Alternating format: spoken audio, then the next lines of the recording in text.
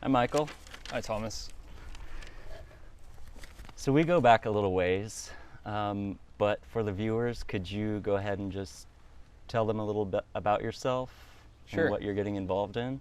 Yeah, my name is Michael Tran. I am the owner and CEO of Odin Strength, which is a local equipment provider for all things garage gym. And we're here in San Diego, That's correct. about 15 minutes away from La Jolla. Yeah. So this is one of like a few companies that I've done where I've done arbitrage, where I buy something at like a discounted price and I'm able to sell it.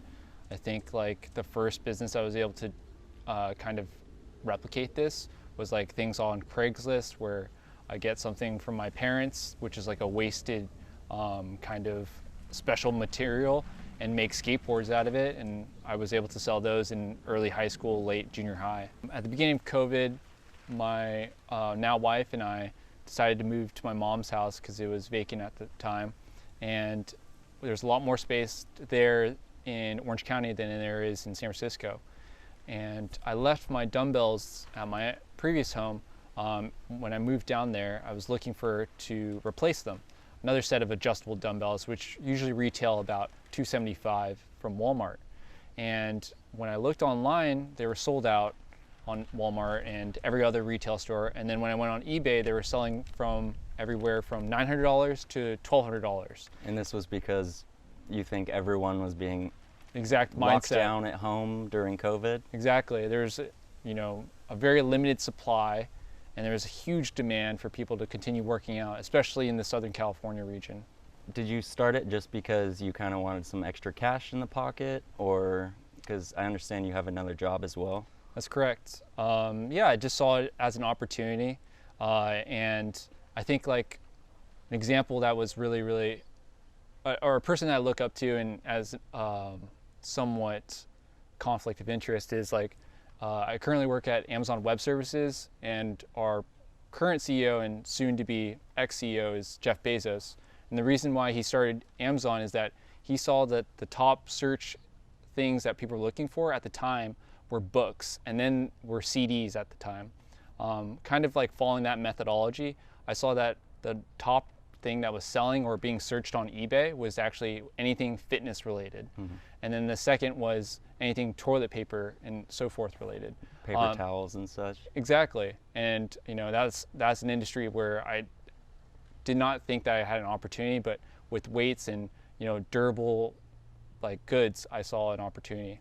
So there's a few data services that show what are the most Google searches and Bing searches and DuckDuckGo searches, and that was aggregated onto Statistica, I believe, and that's where I found that, as well as I saw on eBay you can do certain filters of what has been sold in the last week for what pricing, and so that was a more hard number of like, this has sold for this and this is the current trending price. So I was able to kind of scrape that data. In terms of expectations, I didn't necessarily have expectations of like how fast it would. I was, even the day before receiving the goods, I was very nervous. My abilities of being able to sell, so I was very like nervous. And I think like the part which was the most nerve-wracking was I've never worked with Alibaba. And then the only payment system that they accept is mostly bank transfer. So you have to wire funds from your bank to this bank that's completely offshore. And most of my experience of working with wire transfers are you can't just reverse the transaction. Yeah. Once that money is gone, it's gone. And so it was very scary to send somewhere around like $20,000 to like a foreign bank. So there was a pretty high level of risk involved. Exactly, especially with the lead time being somewhere around 6 to 8 weeks.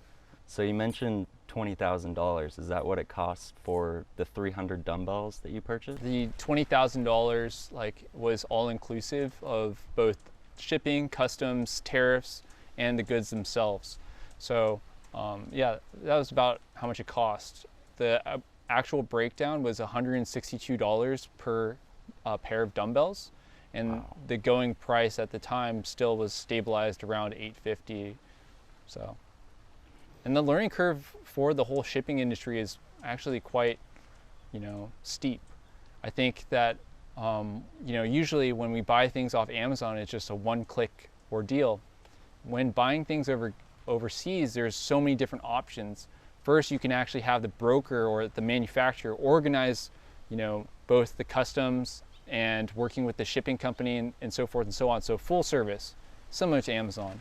But then if you want to make more profit, you actually handle those things yourselves. So on this most recent shipment, I've actually worked with the customs, I've worked with the shipping company, and the manufacturer only drops it off at the port, in this case Shanghai, and then I have to work with the shipping company to pick it up from Shanghai, put it on a boat, and then make sure by the time it arrives in Long Beach, it's ready to be pay the appropriate tariffs and customs and shipping fees. So it's many different facets. How did you begin selling them? Was it a website that you created, or just word of mouth, or?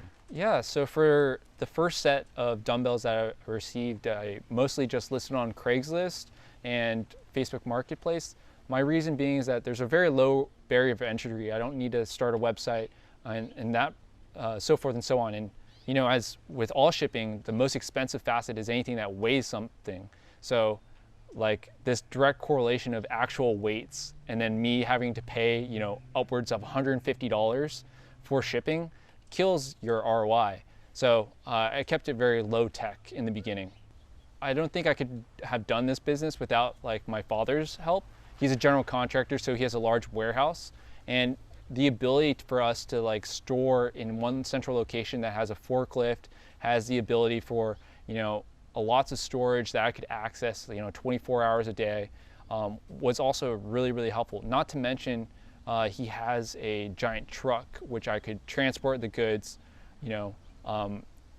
Waiting 6 hours, especially during COVID, in line at the Long Beach port just to pick up my goods was a huge learning experience. And then having a truck available and not paying by the hour was miraculous. So the cost of doing business in America is quite steep, and certainly a learning curve, and help with my family was essential. So I had success with my first 2 shipments of dumbbells, and it evolved into taking a larger risk, where I actually gathered a few friends who were willing to buy into this risk together. So one of my friends from Puerto Rico, he bought in at 25% of the inventory, and then another friend, she bought into a subset of that. And so it kind of distributed the risk, where I imported a bunch of goods and I was able to get a certain discount because I was importing such a large amount of goods from one manufacturer. And I think this kind of translates to how shareholders will diversify their risk by all buying in together instead of one person carrying the whole load. So that was a lesson in itself, learning something from econ and actual school and applying it to a small venture in itself. And so after pouring all of the profits and revenue from the first 2 ventures into this large 2-container, I could start in essence probably 20 gyms with the amount of equipment that I have. Wow. Which is scary, but scary for all of us instead of just for myself. Right. Was nice. Takes a little bit of the pressure off of just you. Right. And also I learned about how my friend in Puerto Rico, he got a different shipment going through the Panama Canal, and coronavirus actually closed Panama Canal for about 2 months. So he was just stuck not knowing where his shipment is, whereas I imported my stuff into Long Beach, which took a long period of time, but then he was able to transport it down to Jacksonville and then ship it to Puerto Rico, which was quicker than going through the Panama Canal. Wow. Which was fascinating. But are you thinking that now, since you've done it once, you're going to be moving on to other channels, I guess I'd say? Yeah. So on my most recent excursion, I actually imported 2 giant storage containers with whole gym. So everything from gym tiles that are about 1.5 inches thick, to squat racks, to barbells, to you name it. We even got bands and body vests. So this giant shipment required a website, So I started a Shopify website, now have like Facebook, Instagram, even TikTok presence. So whole, large ecosystem of marketing and sales avenues. And what is the website? My current website is odinstrength.app. So now that you've dipped your toes into the gym equipment sales business, do you plan on maybe manufacturing your own kind of equipment in the future? That's a good question. I think in the long term, I think I want to move more towards the service side. I think that tourism post-COVID is going to explode. I think that people are definitely going to want to return back to experiences and going places or feeling that they have something Instagrammable, not something necessarily that's in their home or in their garage, even though work from home might continue. I think that's the pivot that I want to make in the future. And I think that Odin for this period of time is great, but the longevity of it, I believe there will be a correction in trend. People love the communal feel. I think that people would love to go back to gyms, especially class dynamics. I don't think that's going to go away. So I think Odin will maybe move more into supplying gym owners rather than just retail clients who want to build out a garage gym. I think the challenges that I experienced first is that the learning curve, first, I didn't realize that you have to buy a bond when shipping goods across the seas, which makes sense. It's in essence is just insurance, just in case the ship goes down into the water, you get some money back. Didn't know about that you have to have an LLC so that you have the federal EIN that's tied to the shipment to import goods in the United States. I didn't realize that macrocosm type things like tariffs, steel tariffs would apply to a small business like myself. It's all these fascinating hurdles of, you get dinged here and you get dinged here and it adds up. In terms of scariest thing, I think was that my container was supposed to arrive by early December, but then there's been this large backlog of ships sitting outside of Long Beach and not knowing when you're going to receive the goods, because every single week that goes by, you're hearing about, whether gyms are going to be closed or going to be open, and the whole atmosphere which is driving your decision to get into the game is changing, constantly changing. And so it's a risk of, am I not going to be able to sell all these things? Am I just be sitting on this warehouse of goods and, just going to be sitting at it and sell it at cost, and all this work is for nothing? So there's a lot of pieces to there that made it scary. I think the anxiety part and nervousness would probably be normal for anyone, but second guessing myself was always reassured actually by my wife, Paige, and her actual line of work is in sales. So she reassured me that given the data that you have and the statistics and the current listings that you see online, that she was certain that we could outcompete or at least sell at them at cost, worst case scenario. So with your entrepreneurial mindset, do you have any advice that you might give to anyone else, someone younger than you, someone who's thinking about going into a business of their own, or maybe more specifically, someone who's considering getting into the gym equipment sales? I think the miraculous thing about today's age is that you can learn anything online. I think that, for a long time, that if you wanted to buy something from China, you had to fly to China.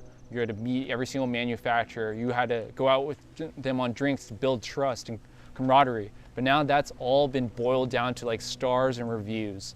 And if you want to learn something, it's totally possible.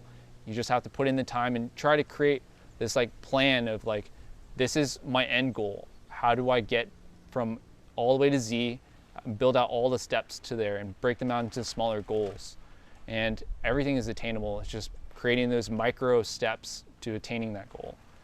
So I think that's, in any industry, if you want to start a restaurant, how do you get the end goal is to serve customers good food. Okay, how do you work backwards from that point?